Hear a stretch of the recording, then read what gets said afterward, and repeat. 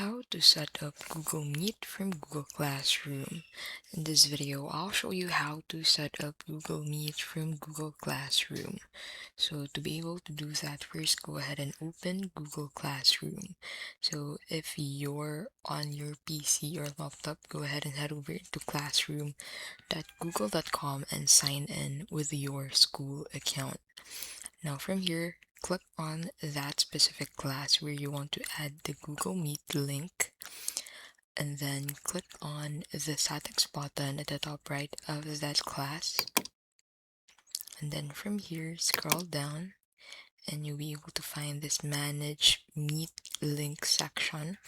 So as you can see, this feature is unavailable for me, and there are different reasons why this feature might be unavailable for you too.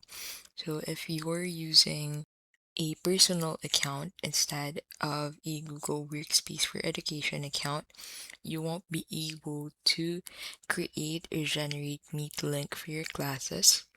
Now, this can be also possible if the admin of your school, if you do have a school account signed in, you might need to request the admin of your school account to allow you to create a Meet link for your Google Classroom class.